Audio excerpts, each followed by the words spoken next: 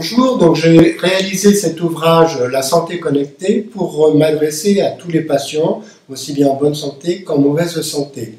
Donc cet ouvrage est un ouvrage qui est pratique, qui est à la fois destiné aux patients, aux gens qui ont des pathologies notamment chroniques. Mais ce livre également s'adresse aux personnes qui ont le souci de retrouver un bien-être, qui ont le souci de préserver leur santé. Maintenant, avec les outils connectés, ils peuvent mieux peut-être dormir, mieux gérer leur stress, avoir une meilleure activité physique ou encore mieux cuisiner pour ne pas grossir.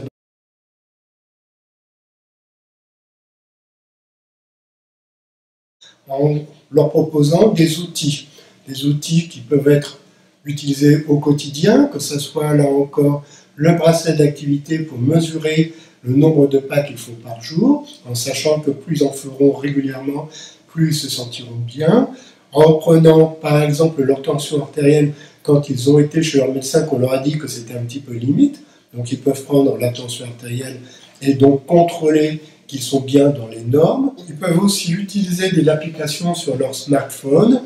des applications qui peuvent être destinées à avoir des conseils pour mieux manger, pour mieux bouger ou pour mieux gérer son stress.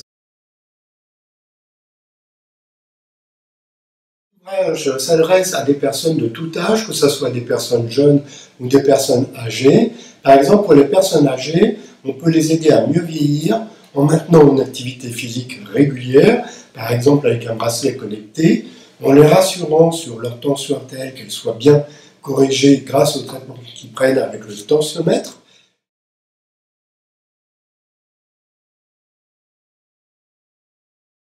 En gérant mieux leur stress, en gérant mieux leur activité physique. Par exemple, avec la luminothérapie, ils pourront s'endormir plus facilement, se réveiller de façon plus calme, et puis avec les alertes qu'ils pourront avoir sur leur smartphone, leur rappeler qu'il est important de prendre un petit déjeuner, de manger lentement, tranquillement, mais de réduire aussi, par exemple, les excitants comme le thé ou le café, et de notifier sur leur agenda alimentaire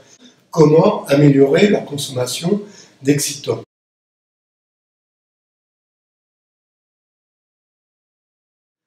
Cet ouvrage ne remplace pas une consultation auprès des médecins. C'est un outil complémentaire de la communication entre le médecin et le patient qui permet au patient de mieux se connaître, mais également de mieux exprimer auprès du médecin quelles sont ses plaintes, quels sont ses symptômes et quelles sont les améliorations ou la stabilisation des symptômes qui surviennent avec les données recueillies avec ces objets connectés et présentés aux professionnels de la santé.